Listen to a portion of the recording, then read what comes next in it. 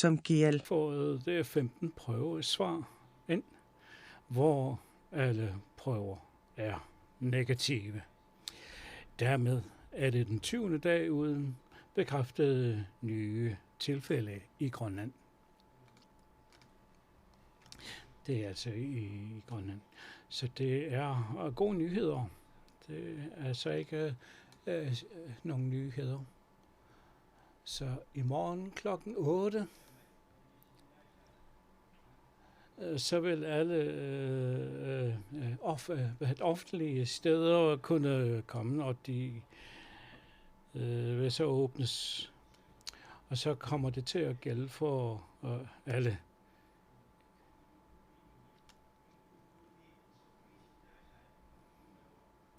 Og det vil jo så sige, at det er så uanset, at om man så er til kommunens reception, så kan der, hvis det er sådan, at der kan være 10 ifølge brandsvæsenet, så vil det så betyde, at det så vil være 5, der kan komme ind. Og kommer man ind til et forsamlingshus, hvis det er sådan, at det er anbefalet med 100, det vil så betyde, at det så vil være 50. Og kommer man så til, således også være for andre, eksempelvis for restaurationer og lignende. Og husk, at vi ikke skal være for tæt på hinanden. Og således også med haller og sportshaller. Og det der med, at der skal også følge de anbefalinger omkring, hvordan man hoster og lignende. Og samtidig med den her renlighed. Og som også er kendt, så man skal huske på alle de her anbefalinger.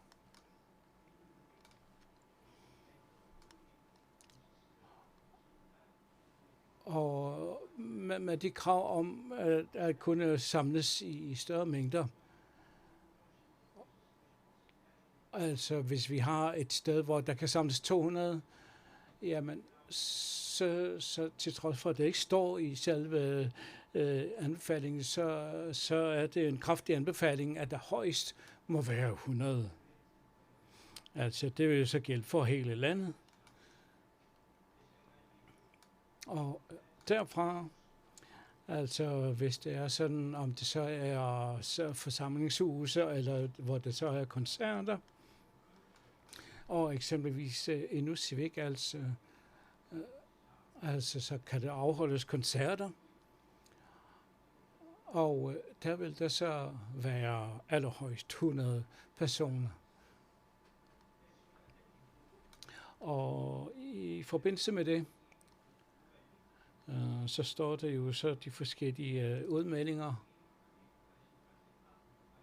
Så forstår vi, at der har været forskellige forståelser på omkring skoler og uddannelsessteder. Om det så gælder for 100, fordi der bliver spurgt ind til det omkring uddannelsesinstitutioner og skoler, så er det således, at denne bekendtgørelse, altså det vil sige, at alle offentlige rum, altså skoler,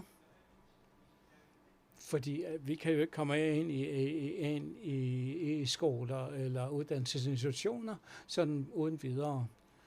Så derfor så gælder det ikke for disse områder. Det vil jo så sige, for skoler og uddannelsesinstitutioner, så vil det jo selvfølgelig i forhold til den antal elever, som de har. Og det er jo noget, som de enkelte uddannelsesinstitutioner styrer, og skole, de styrer det selv. Så derfor, hvis det er således, at der er 200 elever, jamen altså, så bliver det jo ikke påvirket af det, som bliver meldt her. Altså, det vil jo så sige, at det er noget, som de enkelte skoler selv arrangerer, hvorledes at de får skudte pauser, hvor der er andre, altså de spreder så vidt muligt, og samtidig med omkring renlighed, hvor de så kan vaske sig og spritte, og de anbefalinger der, som har med det at gøre. Men altså, de steder, hvor som ikke ikke et offentligt sted, det er jo således, at vi har eksempelvis, hvis det er sådan, at de retter henvendelse til en reception, og hvis det er sådan, at der så i receptionen kan modtages 10, jamen så vil man først kunne tage imod 5, og det vil jo så være således, at det vil være aflåste rum. Og eksempelvis, hvis det er sådan, at hvis skal man ind til selvstyret, jamen så følger man disse anbefalinger der, som vi har bagover. Og tænker man på, at man skal have en 2 meters afstand hver enkelt imellem. Og med tanke på kontorer, hvis det er sådan, jamen altså så følger disse forskellige anbefalinger om, hvordan man skal forholde sig til. Og det er jo således, at man ikke sådan offentligt bare kan komme ind i kontorlokaler og lignende, så derfor så gælder disse anbefalinger her, som vi nævner her, ikke for disse. Men det er jo så ifølge brandvæsenets anbefalinger på, at det er halvdelen af dem, som skal kunne komme ind i de offentlige rum. Altså vi er jo i gang med sådan en ny genåbning, og hvor der så omkring trafikken, og fra by til by, og så fra bygd til bygd, og disse bestillinger, som man kan foretage. Man er begyndt at så åbne sig for disse muligheder, og det er jo så igennem henvendelser eller igennem hjemmesider. Eksempelvis, hvis det er sådan, at vi tager fra Uummannaq, at man kan så rejse op til Qaanaaq, eller fra Nuuk, så kan det rejses til Tasiilaq. Og det er jo så eksempelvis sådan nogle rejser. Altså det betyder jo så, at den destination, jamen altså så er det jo sådan, at der er nogle aftaler, at det så også har en gældende aftale, hvor der så mindst kommer en forbindelse til de steder. Men så er det jo sådan, at vi har Atlantflyet, som kommer 2 gange om ugen, og det er jo så hver tirsdag og så torsdag. Og dette fly medbringer jo så breve og pakker, som er på vej til Grønland. Og omkring fragt af andre ting, det er jo så skibene, som sørger for livsfornødenheder, som bliver sendt med skibe. Og sådan som jeg forstod det i går, så er det således, at der for Nordgrønlands vedkommende, så plejer det jo at være op til Sisimiut. Men så vil man så fremover i den nærmeste fremtid, på grund af, at der er så tynd en is, eller hvor der slet ikke er is, så er de begyndt også at planlægge, at de også vil begynde at besejle resten af kysten ud fra Arctic Lines planlægning. Så derfor så vil det så have de kommende pressemøder vil komme.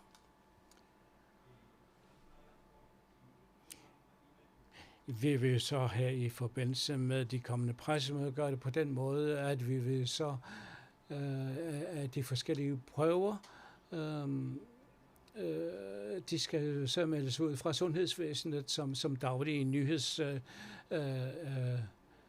men pressemøder som sådan, som vi har her, så ved vi ikke, hvornår vi vil så have et nyt pressemøde. Det vil jo så betyde, at hvis ikke der sker noget yderligere, noget hastende karakter, jamen så vil næste pressemøde kun ske i forhold til, hvis det er sådan, at der er noget, der er ekstraordinært. Og man vil jo så også gjort det på den måde, at man vil melde en dag før pressemødet ud til pressen. Og på den måde, så vil vi her fra vores side og på vegne af Naalakkersuisut melde ud i forhold til coronanyhederne.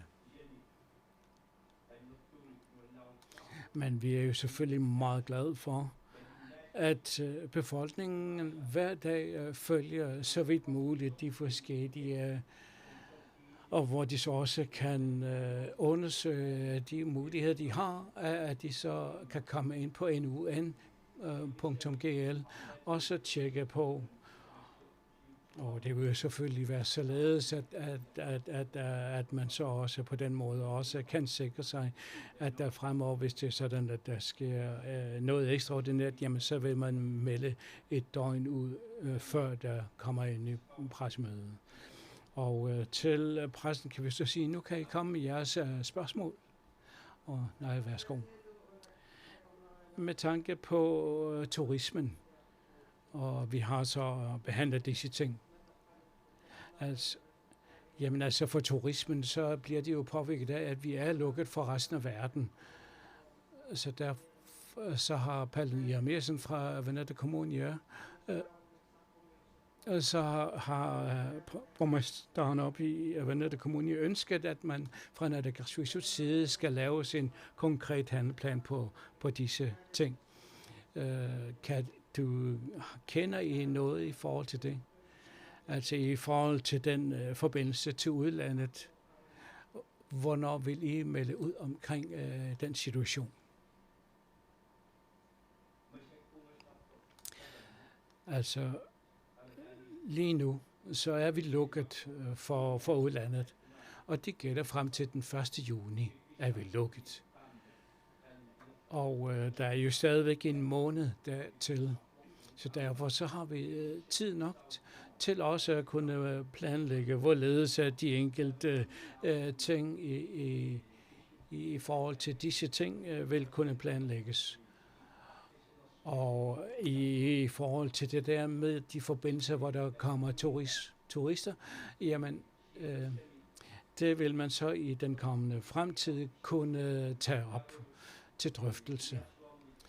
Og hvis det er således, at der skulle komme nogle krydstogtskibe, jamen så er der jo så også nogle værktøjer, som også skal kunne behandles, således at vi stadigvæk har en måned til at kunne lave nogle tiltag, således at vi kan have de værktøjer til at kunne håndtere de situationer. Og det vil vi jo så her i forbindelse med dem, som også har deres ressortområde om disse ting, så vil de jo selvfølgelig tage dem op, og det vil vi jo selvfølgelig være lidt afventende i forhold til det. Og alle, som hedder omkring turisme, jamen så kan de jo altid rette henvendelse til de rette ressortområder og spørge sig frem til, hvad det er, der er i gang. Og med tanke på kommunernes tanker, så vil vi jo så har kommunernes repræsentanter altid mødtes hver dag. Altså i dag eksempelvis, så lyder det på, at kommunernes repræsentanter mødes hver mandag, onsdag og fredag. Og så er jeg sikker på, at de så også vil tage de spørgsmål op.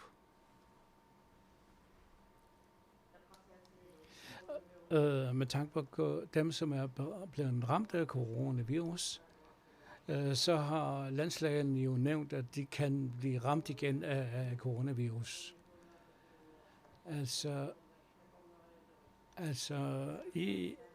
Jamen det har jo så lidt meget under den situation fra turismen på, at de ikke længere kan have indtægter. Og så med tanke på den støtteordning, der er blevet, jamen så siger de jo så, at der fra restaurationsområdet er kun 25%, som kan blive udleveret eller blive givet til dem. Har I tanker om at ville ændre på disse forhold?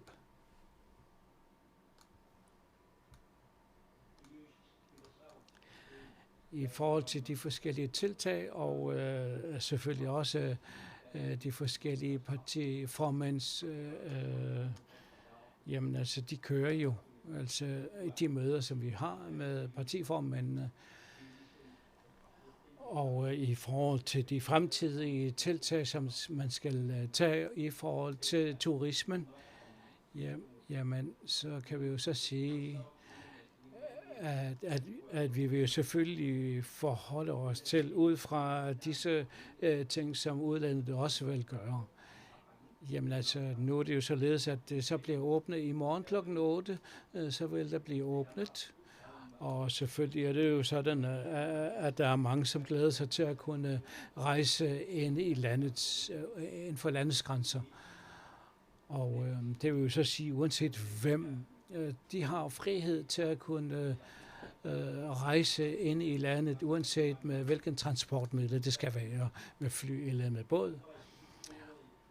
Og selvfølgelig vil det jo så også med tanke på turismen, jamen altså skal vi jo selvfølgelig forholde os til det der med turismen og dem, som kommer udefra. Der er jo mange i udlandet, som ikke kan komme hjem til Grønland. Altså, så længe at landet er lukket, har de slet ikke en mulighed for at kunne komme hjem. Det vil sige, at det første efter juni, at de skal regne med at kunne komme hjem. Er det sådan?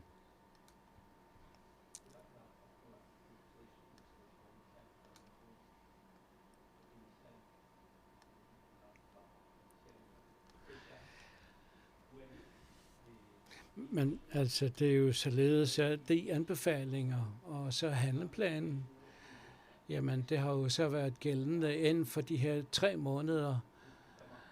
Så har man så vurderet de forskellige ændringer, som man har behandlet. Og man har så taget det trin for trin. Og i forhold til rejsen til landet og fra landet og ud, det er blevet lukket. Og det er jo således, at man skal ansøge om at kunne rejse. Det vil jo så sige, at vi kan jo ikke se, hvem der har ansøgt om at ville rejse, og vi kan ikke se, hvem der har haft et ønske om at tage hjem. Og vi kan jo så kun heller ikke se, hvordan disse ting. Vi kan kun se den mulighed, at de kan rette henvendelse til socialistcivik.gl, hvor de så frem til 1. juni, så gælder denne ordning på, således for dem, som ønsker at komme hjem til Grønland. Og selvfølgelig også for alle andre, som vil rejse til landet. Men der er selvfølgelig været så mange, så har man så kunne se, at det har været svært at kunne håndtere de her mange personer, som har ønsket at komme tilbage. Så derfor så er det sådan, at man så prøver på at håndtere det efterhånden, som man behandler sagerne igennem. Og der har man så taget den ordning på, at fordi at der er så mange, så er det jo selvfølgelig kommunerne, som skal behandle de enkelte ansøgninger. Det vil så sige, at mange af de ansøgere, som kan være mange, så vil de jo så blive modtaget af dem, som arbejder netop med disse, som behandler disse ansøgninger, hvor de så vil kunne sende tilbage med en bekræftelse på, at de er godkendt, eller at de bliver nægtet. Altså det er jo sådan noget, som bliver behandlet politisk i forhold til disse forhold. Altså dem, som har ventet i utrolig lang tid uden at kunne komme hjem, har de mulighed for at få en økonomisk kompensation, således at hvis det er sådan, at de så har haft nogle ekstra udgifter i forhold til det. Altså alle har mulighed for, uanset hvilken situation en er. Jamen altså, vi har jo så også en klagemyndighed, som man kan rette klage til. Og det er jo så den mulighed, at man så også kan tage civilretten og så klage i forhold til det.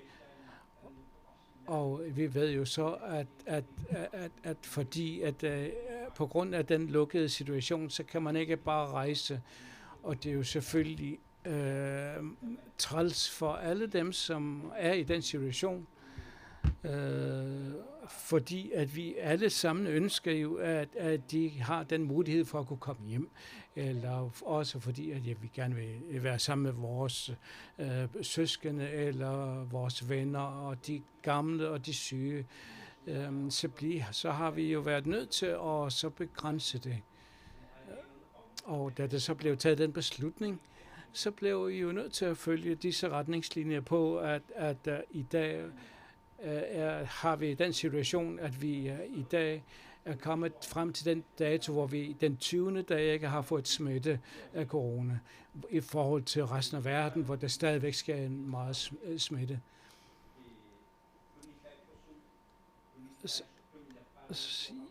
Jamen altså, så det er jo Epidemikommissionens anbefalinger, som bliver fulgt. Og det er jo noget, som må altså kunne håndteres på en god måde, og det har jo så bragt en god frugt ud af den håndtering. I forhold til de her rejseansøgninger, så siger du, at man kan klage. Så vidt det er oplyst til mig, så kan folk ikke klage, hvis de får afvist en ansøgning om at rejse. Så hvis du vil bekræfte, at der er en klageinstans, så er det noget nyt for mig.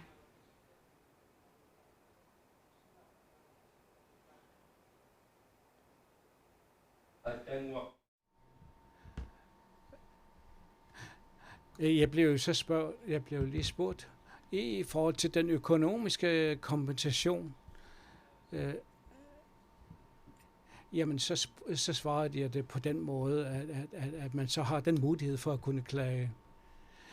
I forhold til de her beslutninger, der er blevet taget, de er jo de samme.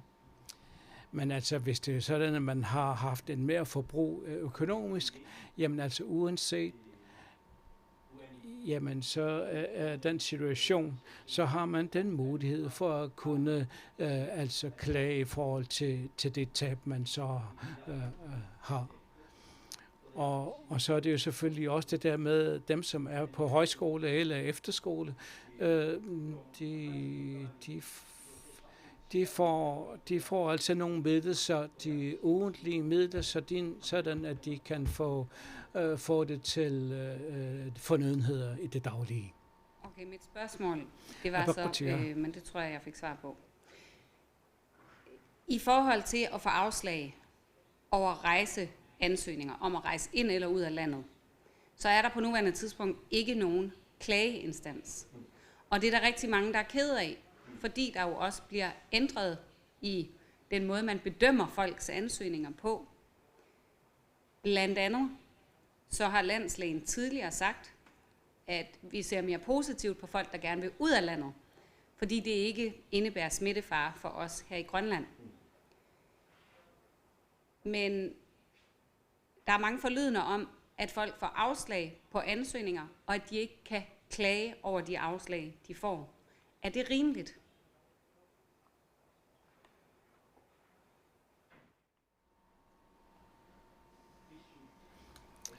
Altså, der er jo forskellige forhold, som er ændret hen ad vejen i løbet af en måned, og de er ændret hen ad vejen. Og vi skal jo huske på, at vi har lukket Nuuk fra dag til dag, fra sted til sted. Jamen, fra time til time, så har vores beslutninger foregået sådan skridtvis. Og så er det jo selvfølgelig også det der med, at disse forskellige forhold er blevet misforstået.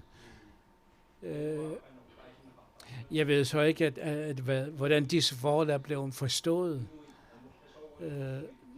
Nu er det jo utroligt rigtig mange mennesker, som har ønsket at rejse. Dem, som ønsker at rejse her fra landet og så til udlandet, og modsat også fra udlandet og også ind i landet. Og som nævnt før, jamen altså, så har man jo så ændret på den planlægning. Det vil så sige altså arbejdspladser for deres medarbejdere, og samtidig også myndigheden, det vil så sige kommunerne, Og det vil jo så sige, at i den kommende fremtid, så vil de så kunne ansøge på vegne af deres medarbejdere. Og det vil jo så sige, at der i den kommende fremtid, det vil jo så sige, at det ikke er politikere, men det er jo så embedsfolk, som skal beslutte sig i forhold til, hvordan de skal håndteres. Men spørgsmålet gik egentlig mere på, om ikke der bør være en klageinstans for dem, der får afvist deres ansøgninger. Landslægen har sagt, at man kan søge, selvom man ikke måske er direkte en af dem, der står på listen, fordi man vil vurdere fra sag til sag. Der sidder nogle frustrerede borgere, som har fået afslag, som ikke kan klage nogen steder hen, og som mener, det er uretsmæssigt, de har fået et nej til for eksempel at rejse til Danmark. Har I overvejet, om der skal være en klageinstans eller en mulighed for at få genbehandlet en sag?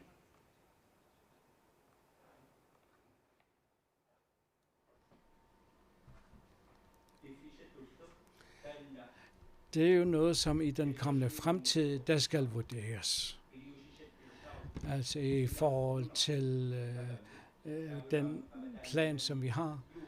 Altså det er jo således, at der frem til 1. juni, så er altså landet lukket for udrejse eller indrejse.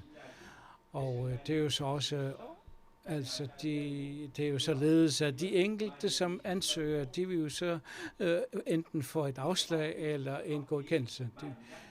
Nu har vi jo så kommet så langt, at der i morgen kl. 8, så åbner man jo for grænserne imellem byerne. Og i dag er det den 20. dag, hvor vi ikke har konstateret ny smitte. Og så skal vi jo så derfra og ind i fremtiden regne med, at hvis vi åbner lidt mere, og skulle det så ske, at der kommer en fra udlandet med en smitte, som er blevet smittet af corona, jamen så skal man jo på ny, så er der jo mulighed for at kunne lukke igen. Om det så er Nuuk eller et andet sted, som bliver berørt af smitte. Altså så længe planen er sådan, som den ser ud i dag, jamen så skal vi følge disse forhold. Og skulle der yderligere ske nogle ting, jamen så som nævnt, så vil vi jo selvfølgelig også have et pressemøde, og vi vil jo så selvfølgelig melde ud en dag før. Men sådan som det ser ud i dag, så bliver vi nødt til at sige nej. Og nej. Du nævnte sådan lige, som også landslægen nævnte i tirsdags, at man frygter en ny smitte, at det så vil komme en ny smitte. Altså, så nævner de jo så de forskellige foranstaltninger i forhold til det. Altså, hvis der skal komme en ny smitte, og hvor det så bliver en smittespredning, så er det, at man kan undgå det og så håndtere det. Hvad er handleplanen i forhold til det? Kan du sådan lige lige beskrive det? Jeg kan ikke svare dig på, hvad det er. Det er jo noget, som sundhedsvæsenet kan svare på, hvorledes man håndterer de smitte. Og planlægningen har jeg jo så forstået, at det er noget, som er blevet taget godt om. Altså lige omkring det der med at kunne lukke, eksempelvis med de her 10 personer i Nuuk, og så med lukkede butikker, de er jo kørt. Og vi har jo så fra Naalakkersuisuts side også er jo noget, som vi skal tage politiske beslutninger om, hvorledes det skal være. Og det skal vi jo så samarbejde om sammen med Epidemikommissionens anbefalinger. Så derfor så kan vi jo så sige, at det er jo en konstatering på, at vi er taknemmelige for den situation, at vi er nået så vidt, som vi er i dag. Jeg vil godt lige vende tilbage til det med dem, som prøver på at komme hjem, også med det behov, som de har. Du nævnte altså kommunerne, altså hvor så myndighederne vil kunne ansøge på vegne af deres folk. Ja, vil det så sige, at der kommer til at være en hurtigere behandling af de forskellige ansøgninger?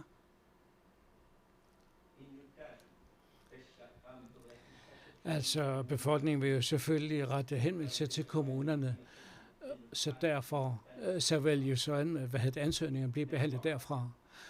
Og jeg ved så ikke, og jeg kan jo så ikke sige, om det så kommer til at ske hurtigere. Altså jeg kan ikke gætte mig frem til det, fordi der er utrolig mange, som retter henvendelse. Og det er jo således, at der er rettet mange henvendelser frem til 10 steder, hvor man kan ansøge. Altså selvfølgelig er der også dem, som ringer telefonisk. Nu har jeg så et pressemøde nu, og så her i forbindelse med det pressemøde, så kan jeg forstå, at der er nogen, der ringer til 80 11, hvor de så har den mulighed for, hvor de har 4 valgmuligheder i forhold til det. Og den ene, det har noget med trafik at gøre. Altså sidste gang, så var det jo så i løbet af april måned, i forbindelse med et pressemøde. Så lige efter det pressemøde, så kom der 150 henvendelser. Så derfor så er der utrolig mange, som ringer, og de skriver. Og lige den dag, og til løber, de har ingen søndag, som dem, som arbejder med disse ting. Så det må vi ikke glemme af dem, som bliver nødt til at arbejde hårdt med disse ting. Vi bliver nødt til at være sådan let afventende. Jeg kan ikke love dig, vi bliver nødt til at forholde os til disse folk, som arbejder med disse ting, at de gør deres bedste. Altså i forhold til Sultisevik, det vil så sige, at man ikke længere skal rette henvendelse til Sultisevik, hvor de så skal kunne rette henvendelse til kommunerne, de enkelte kommuner, vil det så sige, at det kommer til at ske den vej. Altså det der med ansøgninger til Sultisevik, og selvfølgelig vil det jo så også således, at man kan rette henvendelse til kommunen. Men det er jo for... jeg vil ikke længere kunne skrive. Nu vil jeg gerne til Danmark, eller jeg vil gerne rejse i forbindelse med mit arbejde. Det vil ikke længere være sådan. Det vil være således, at det er sådan, at min arbejdsplads skal ansøge på vegne af mig, og så vil så kommunen jo rette en ansøgning i forhold til det.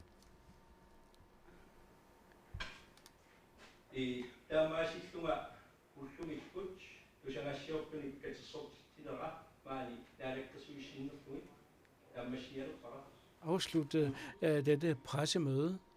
Det er den 20. dag, som har været godt, hvor vi så har hørt, at alle prøver er stadigvæk negative.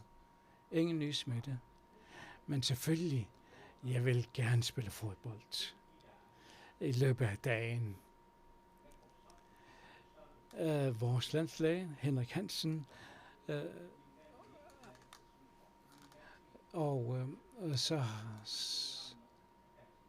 så er de i gang med at holde møder omkring det der med sportsarrangementer, og så kan vi jo så se, at GIF, altså Grønlands Idrætsforbund, har nogle anbefalinger i forhold til det.